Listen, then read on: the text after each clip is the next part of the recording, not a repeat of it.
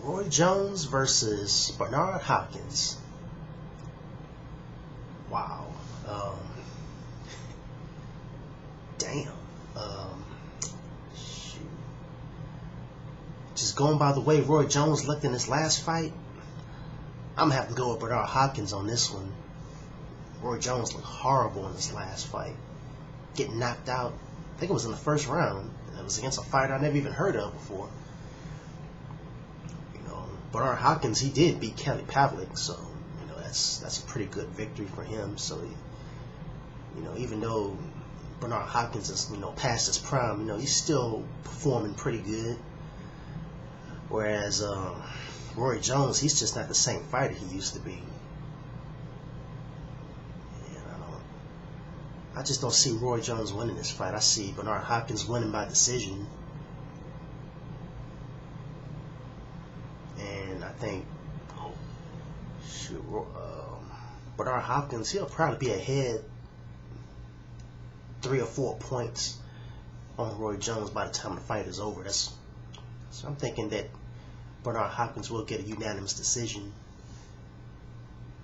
But now if Bernard Hopkins makes that mistake of not fighting very aggressive in the first 6 rounds like he did against Jermaine Taylor, then I could see the score being a lot closer. But I don't think Bernard Hopkins is going to make that same mistake that he made against Jermaine Taylor. So I see Bernard Hopkins winning comfortably on the scorecards by decision. And as for the other fight, John Ruiz and David Haye, I've never been impressed with John Ruiz.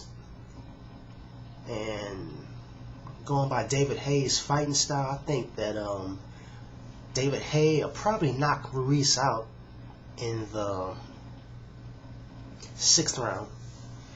Yeah, my prediction is 6th round knockout for David Haye. Because Ruiz just never really impressed me. And I think that David Haye's style is going to be too much for him. And John Ruiz, all he likes to do is hold people. He doesn't even really throw that many punches.